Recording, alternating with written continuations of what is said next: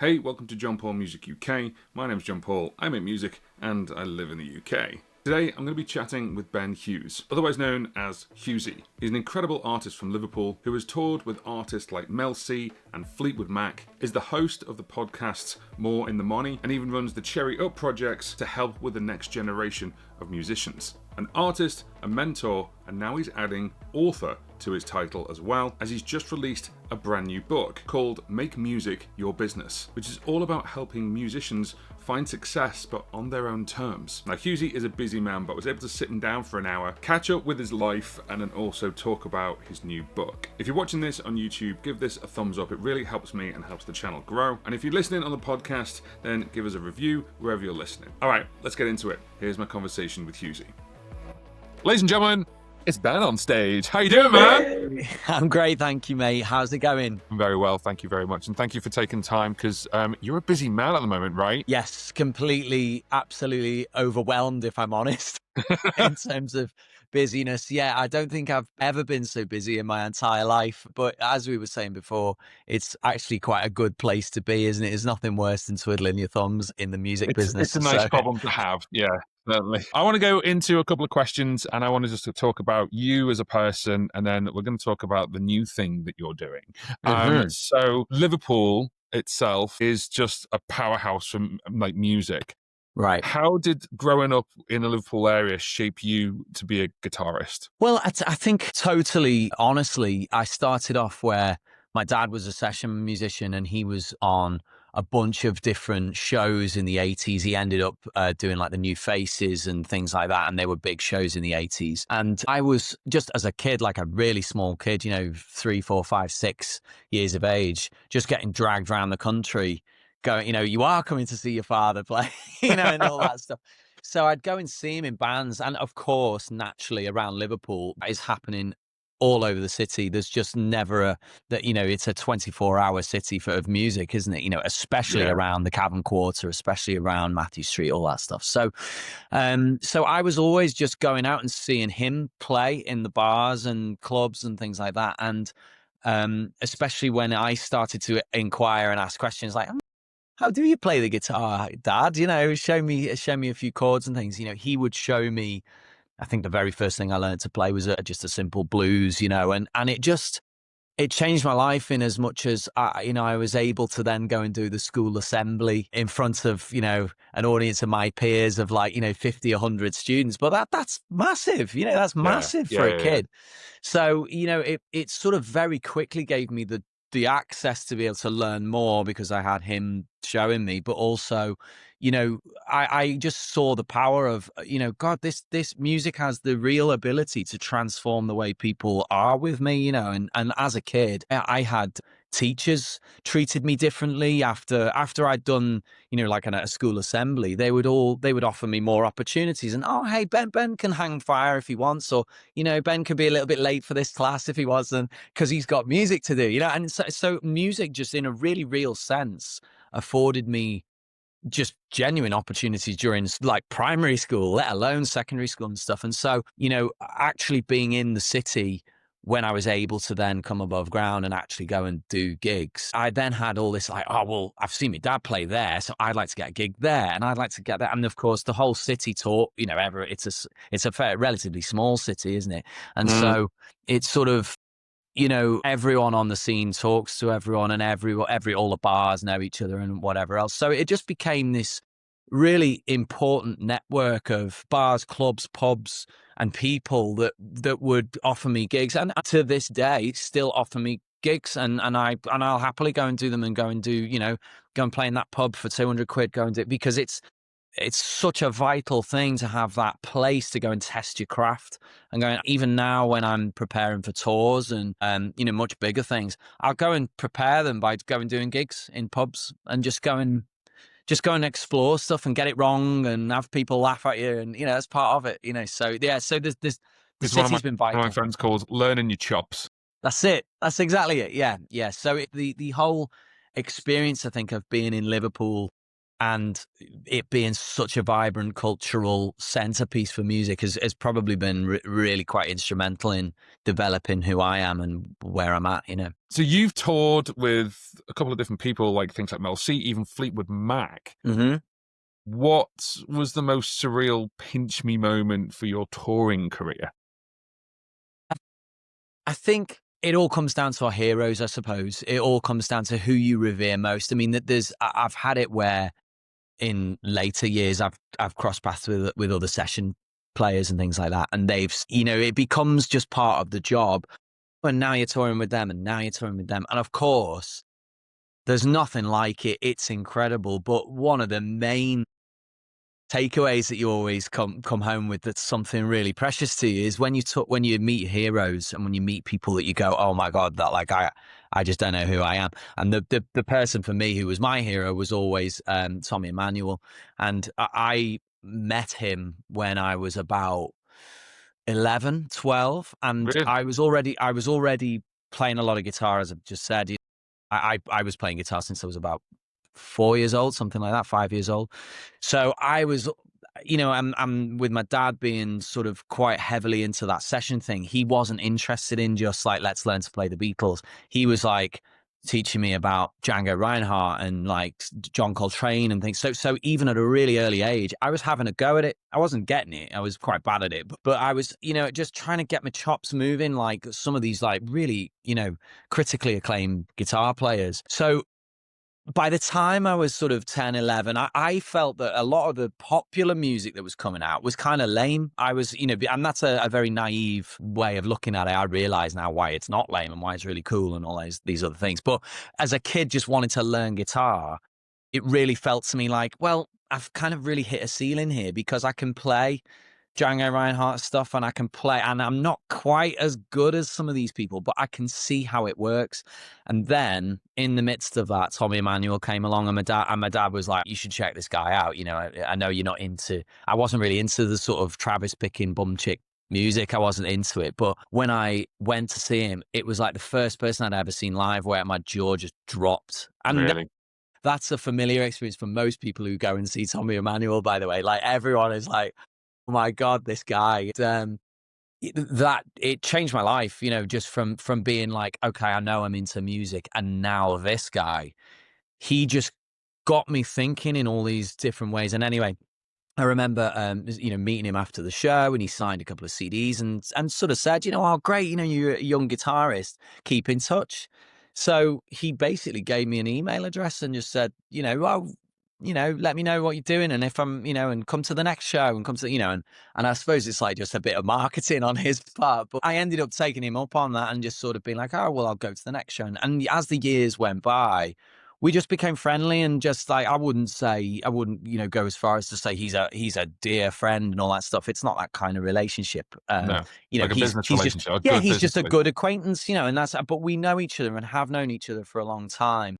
And it's one of those things where, you know, we constantly keep in touch. And then one day, somewhere along the line, I got a call from him just saying like, "Hey, I'm in a show in the UK. Do you want to come along and bring your guitar?" So I was like, "Cool," thinking nothing of it, like thinking, "Do you want to jam beforehand?" Then he said, "Oh, you should open the show tonight, and then you should eat." And Nice. it was like, oh my god, one of those feelings. And what I didn't realize is that actually on the same show, he had, I can't remember exactly who it was, name for name, but it was like Stevie Wonder's guitarist, Tower of Power's bass player, himself, and someone else who's like the you know, some session guy in Toto. So it was like these 4 or 5 people Powerhouses. that are just on a godly level, you know, on this one show, and they were like, "Okay, Ben, go out and go and wow them," you know, and they were sat in the wings, like look, like just staring at me, and like it's of course, and Tommy Emmanuel as well, and it was like like my heart was going like the clappers, you know, and it was one of those, and I would say that, you know, to answer, to bring it around and to answer the question, yes, I've played with lots of different people and lots of different things, but I've never experienced anything like the fear and the awe and also the sense of achievement afterwards like that. That was an incredible gig. That was an incredible moment. Nice. Love that. Love the whole, like, Sometimes there's nothing worse playing to a load of other musicians where they're like that. Go on, impress me then. Yeah, And you're like, totally. they're probably going, that was cool. Yeah. And you're just like, Yeah, yeah, exactly. the artist known as Younger. Yes. Yeah. So Younger said making music with you was easy and fun. Mm. So what do you think makes collaboration work go smoothly? Interesting. That's a good question. I think having a joint vision of where it's going and what it's for, I think, is really important. And a lot of people would say that it's fundamentally about personalities and things like that. I don't think that's the case. I mean, it's like if you were to go and say what makes a conversation in a pub go smoothly, you couldn't just pin it all down to, you know, whether your personalities are compatible, although that is a factor. I suppose it's like what makes just a convo in a pub work is when you're all aware that it's like, well, we're all here to have a good time. We all understand the context. We're all here to do this. And yes, our personalities may get on or not get on as good or as bad or as these people, but fundamentally we can rub along and make the pub encounter work because we understand the context. And so obviously that's in that, nobody actually thinks about it that way, but I think that's what's going on. And when we get in a studio, find I've worked with people who are really to the point and direct, and I will not do this, and I will do this, and and I've worked with those types, and I've also worked with people who just have an abundance of ideas, who just kind of they're blue sky thinkers, and anything's possible, and and then it becomes my job to then like rein them in or something. So I've had that experience of both ends of the spectrum. But what really makes it easy is when we're clear, well, what do we want from the session and why are we here? And so when it comes, okay, if we're just getting together and it's like we set a precedent and say, look, we're just here to jam and have fun, like that, it doesn't matter what type of personality you are, you'll find a way of doing that. Whereas if you're writing to like, by 5 o'clock today, we need to have come out with this idea. And, we don't want to be writing a rock tune. We want to be writing a pop tune. And we want just setting those parameters of like, why are we together and what are we here to achieve? I think that is the thing that makes the session go smoothly. And actually that day with Younger, I was quite explicit with him in saying, by the end of today, I think we should have written a pop tune that goes in my catalog that ends up being a great union of your sound and my sound, and we trying this, and and so the rest of the day we spent just kind of getting to know each other, having fun, learning how each other works and stuff. But fundamentally, we knew why we were there. Like let's get on, let's work, let's crack on, and we did. And there was loads of things after the session that happened where you can follow up on that and make tweaks and things. But yeah, fundamentally, that for me is what makes it all come together. And when everyone understands their role, that's the key, I think. That's cool. Do you follow on question to that? Do you think that your subconscious training, aka from your dad as a Mm. session musician, has kind of led you to be a little bit more understanding what people want or be a chameleon to them?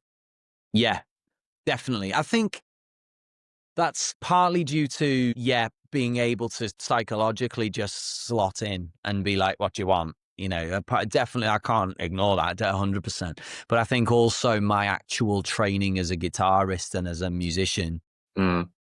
and I would put a lot of certainly the more advanced stuff down to two people I regularly talk about, which is Mike Walker and Steve Berry. And Steve actually he's a teacher now at the Royal Northern College of Music. But those two men, without doubt, just taught me the value of all the theory and all the and how to put the theory in practice, and not just it be about theory, but it be about delivering something emotional and delivering something really honest. So yeah, following, being a session man and making things go easy is partly down to your expertise as well, isn't it? And what you're actually capable of. And so I would definitely attribute that to, what you've said, me dad, and just the tricks I've picked up on the way.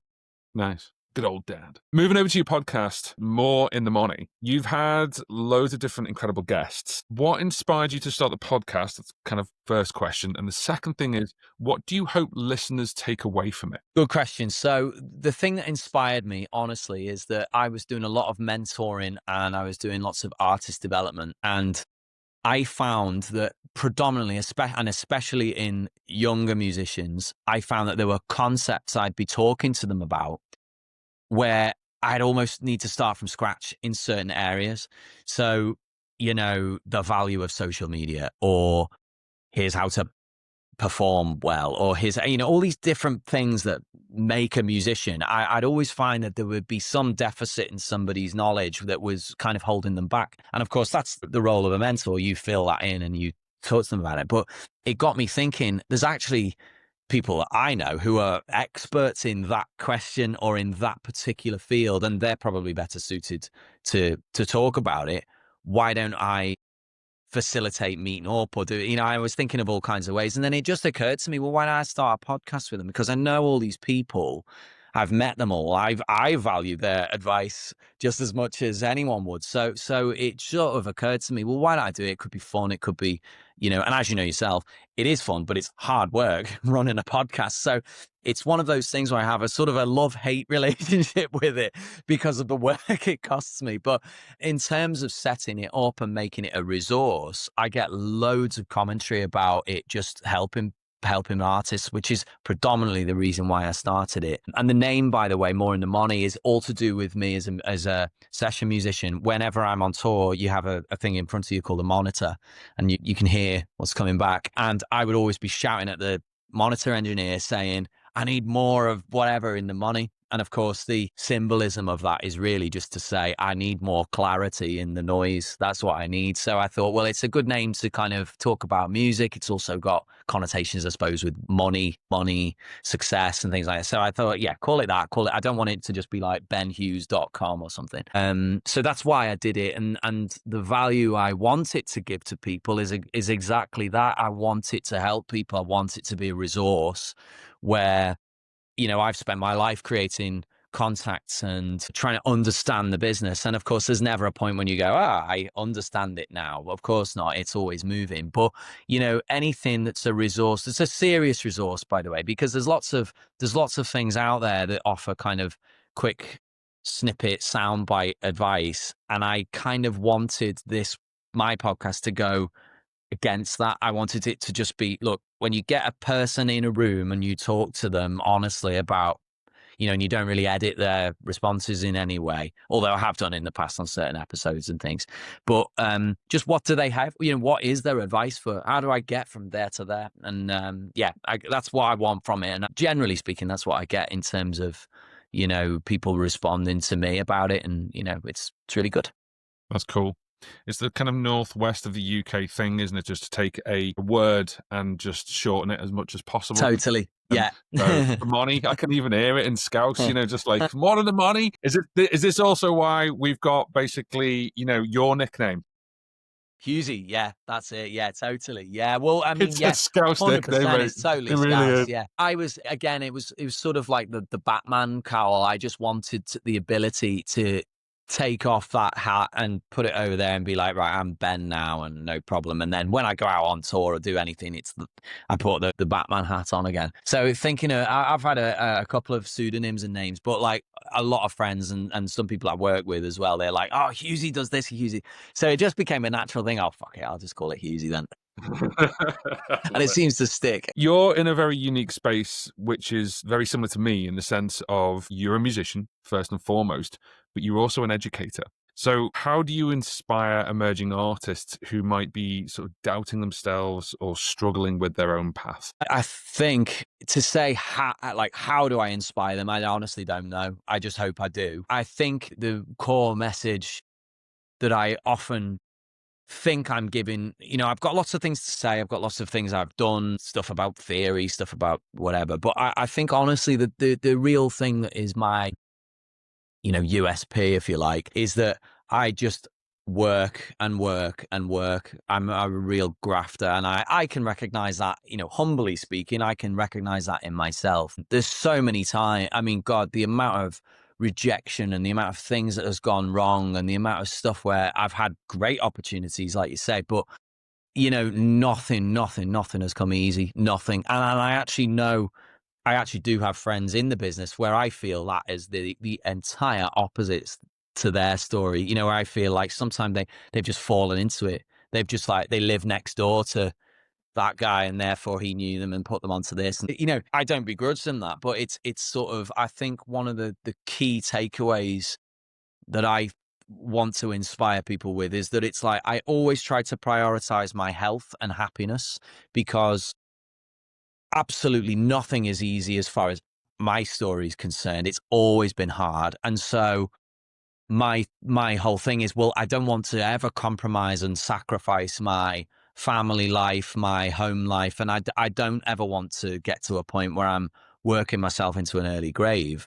So I've always had that balance, I feel, of going, I'm healthy, I'm happy, things are on the level. I obviously want these things to happen at the same time, but, I don't mind putting in the work and I don't mind putting in the graft, as long as, at the end of the day, I can have that mental fortitude to sort of relax about it as well, So I don't know. I couldn't necessarily, I hope they are inspired. That would be lovely. But yeah, I don't know how that happens, if it is happening. So, through projects like Boat of Hope, you've used music to raise awareness around mental health, reaching millions worldwide. Why is this cause so close to your heart? I think because I just see it so often particularly in the music industry, but I think it's short-sighted to think it's only confined to the music industry. I remember writing a paper I think it was for my uni at the time, where I was saying how, like, tormented artists are tormented and they suffer the most in the music spectrum. And I think I've come to realize now that's total nonsense. Absolutely, everyone has their fair share of problems, and I just see it a lot, and I see it a lot, particularly in the music industry, because it's the industry I'm in. And a lot of the time I feel it's sort of needless. I feel like sometimes I want to shake people and go, this isn't mental illness. This is just, you've got a lot on. There's a lot of pressure on, and there's a lot of, money issue. I mean, that's a big one at the moment, isn't it? In the UK in particular, money and finance. And because of, I suppose, my outlook, I found a lot of people, again, I just felt myself in a position where a lot of people would come and want to talk to me about this, and they'd want to get my opinion on their situation or something. And I'd always be honest with them and say, well, look, I don't know. I'm not an all-seeing eye. I've not solved anything, but I'm totally willing to talk about it and to offer some possibilities. And basically over the years, it's been something where I've had friends commit suicide. I've had things, people wind up in all kinds of beaten and battered positions because, primarily down to mental health. So when Bernie Hollywood approached me and said, I'd love you to be involved in this project, and will you MD it, and will you help me with a bunch of things about it? I could totally see what he was trying to do, and I could see that it was important to just publicize and be a part of something that was, ultimately a really positive project. And I still have reservations about organizing and movements and projects, and I still have all kinds of questions about the real validity of those things, in terms of how much is it helping the human race understand the problem. But having said that, it's, to use Bernie's own narrative and sort of his own tagline for the whole campaign, it's all about starting a conversation.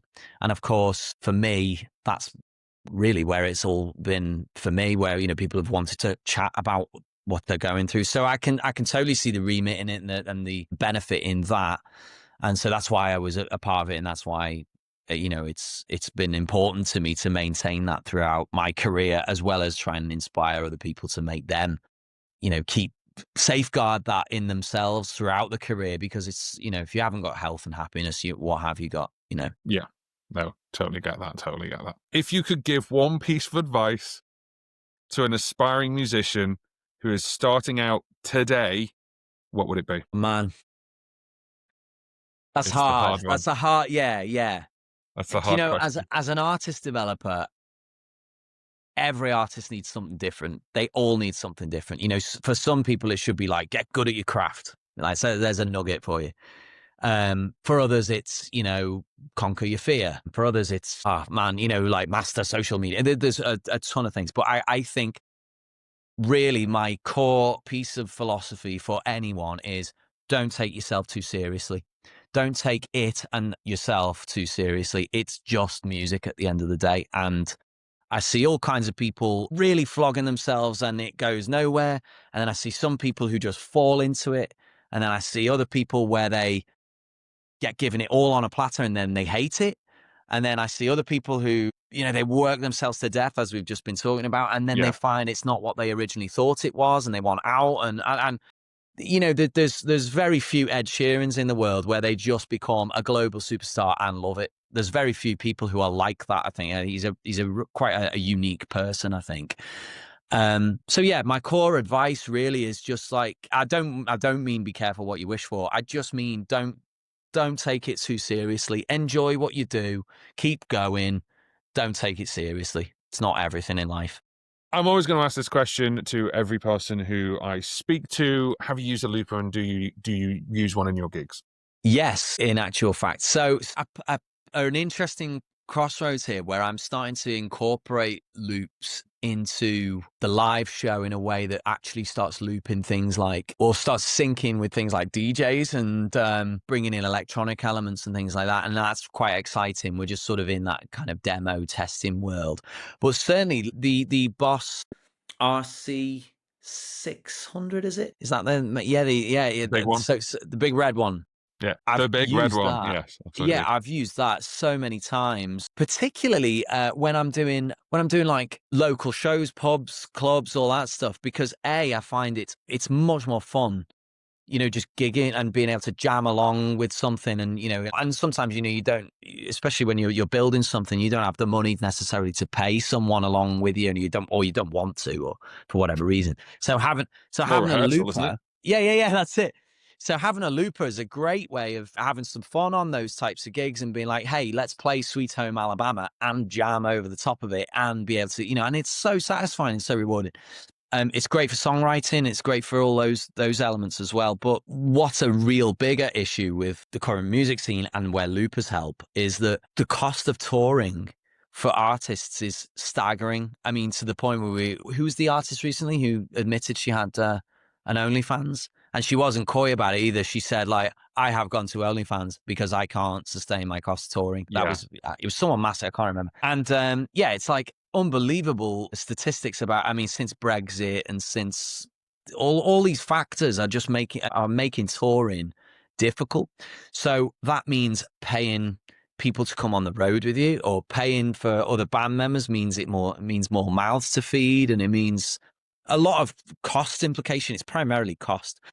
So of course, having a looper where you can effectively, I can be the bass line and I can be the rhythm section and I can do this. It's so valuable. And I think what I would say as a word of caution to artists is, of course, Ed Sheeran, mentioning him again, he didn't do it first, but in the eyes of everyone, he did it first. So it's kind of, if you're going down that route as an artist and you're using loop stations, I would say it's just important to, it's not that it's not possible at all, it is possible, but it's important to find your own hook with it. Just like his thing is all about like building the vocal pattern in it and all that stuff. That's what he specializes in with it. I would say it's totally possible to do other things with loop stations, and Yeah, absolutely. I mean, and you're the man going to back to talk to. Younger, for example, he's doing that with the Younger, Ascii, yeah, and he's building dance tracks up with things that's like it. that. That's it. Yeah. Yeah, it's totally possible. I mean, for me, it was Katie Tunstall, and then obviously Ed after that. So That's it. Yeah, Katie Tunstall. Yeah, of course. Yeah. That's it. That's it. Yeah. from a singer-songwriter point of view, but then you've got, integrating it. I know one band that integrate a looper into their band setup, and the Right. drummer's got a click track, and he plays a lot, and it's fabulous. Yeah, it's amazing. I mean, I saw in the latest Glastonbury Block Party did that, and he messed it up at the start, and then the loophole went wrong. But yeah, it proves the point. Bands are using them, and it's because it's a way of thickening up and layering the sound, isn't it? That's and that's gotta be cool for the audience, Yeah. to make the fans happy and to give them an experience. Obviously, if you can enhance your sound in some way, that's got to be good, hasn't it? You've done quite a lot for someone who obviously has gone everything from guitar, on stage, touring.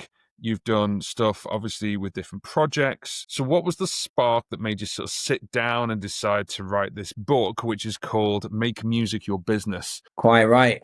I have it here. There it is. There it is. There's the book, ladies and gentlemen. Was there a particular moment of frustration that you saw in the industry that kind of pushed you to create it? Yes, actually, to be honest. Where it all started was I've always done writing, always, even as a kid. It started off where I'd read books. I'm a big fan of reading. I love reading anyway. And whenever I had a word that I didn't understand, I'd write the word down, and I ended up with like basically my own version of a thesaurus, like pages and pages of words with their Nice. meanings and everything. And I just loved it. And then over time, I gather more little stories or things that, were important, whatever. I've known Sir Ken Robinson for a long time. And he, before he died, we were constantly chatting about a load of different things related to writing and related to getting published and stuff, because obviously he's a very famous, ultra famous published author. And I'd always ask him about it while I was growing up. And when I said to him, I'm thinking of writing a book myself, he always said to me, well, writers write, Ben. If you're a writer, you're just going to write. It doesn't matter if it's like musicians play music. It doesn't matter if you're famous or not. You're just going to do it. And I'd be constantly saying to him, well, yeah, I do. And I don't know, but I don't know what to write about. I don't know.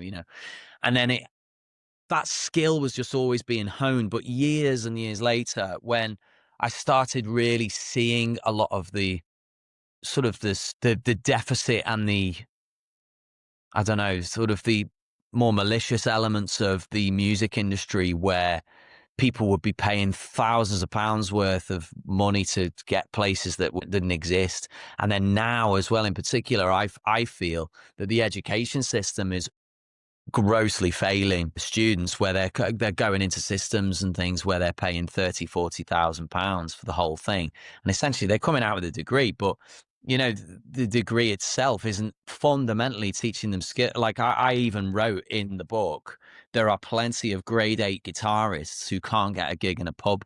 That's the reality. Got all these mad issues that are affecting the local scene, the local music industry. I just felt I've got to write something that either encapsulates it or is a commentary on it or something. And then it wasn't until basically I met someone who said, oh, you sort of similar to, you've gone so much experience, Ben, why don't you just write like almost like something that would help people understand it a bit better? And so that's what I did. And the whole process really has taken about 6 years to really refine that.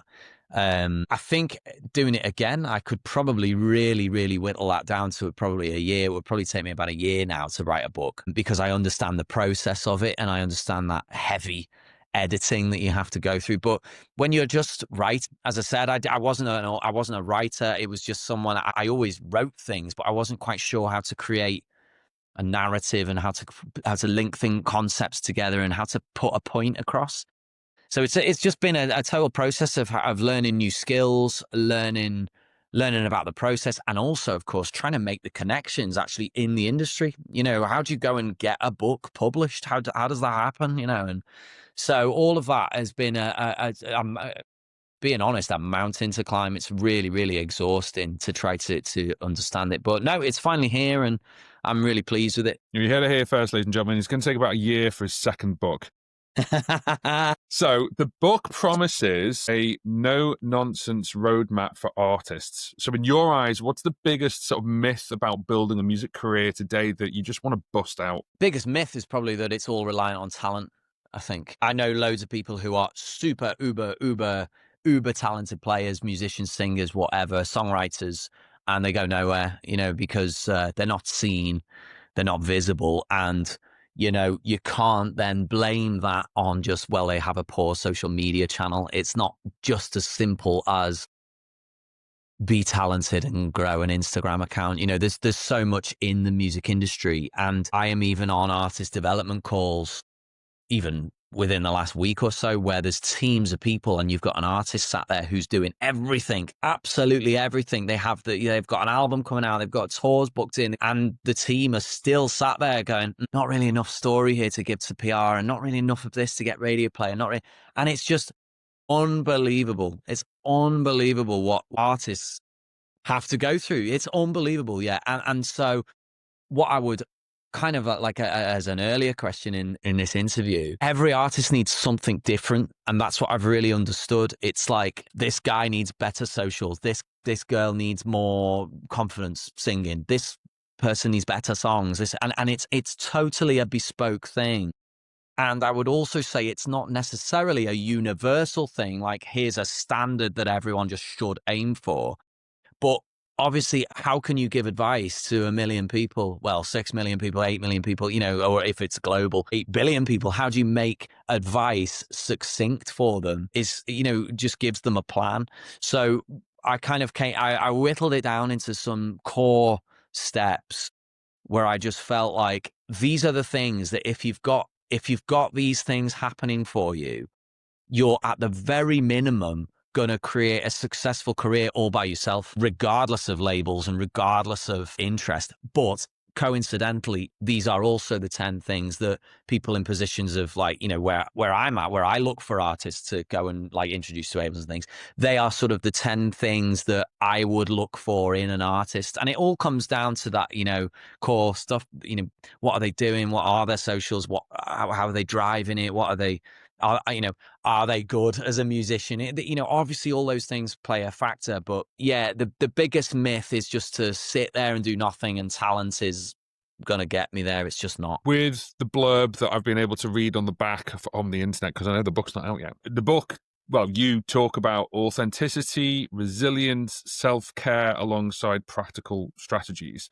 So why is it important for you to combine the sort of personal and the professional side of being a musician? Well, it's about keeping yourself sane, for one, because as I've said, it just demands so much from you. And for, this is not to put people off as well. There are some musicians who genuinely, they write a good song and it goes somewhere and they don't want any more from it than that. And that's fine. That's absolutely great. And it does happen and it's fine. But for the vast majority, you need a plan, you need something, and that plan takes you on this rocky road where it's like you've got like you're looking in your studio behind you there, John, it's like you've got a cost to lay out there, haven't you? You've got to buy the mics, buy the gear, buy the mic, get a van, go tour the country, book the venues, get the PR on board, create a campaign. There's another £1,000. Do you want a degree? Well, there's another 30,000 quid. Do you want to, and the cost and the relentlessness of it is just, it's a reality, So keeping sane should be really at the core of, how do you approach that rationally?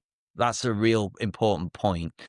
And secondly, as well, what I've really noticed is that when you approach it rationally and with a core message, i.e. your message is, I'm a rational person, I understand and I'm willing to work for it. And I have all these, personality traits and things like, idiosyncrasies. That actually creates something that you can then market. So if you have something where you have a really good core personality, you have someone who's like putting in the graft, and then all they're doing is they're just putting that out on a TikTok reel or something, that then is like, you don't then have to do that thing where you're not authentic.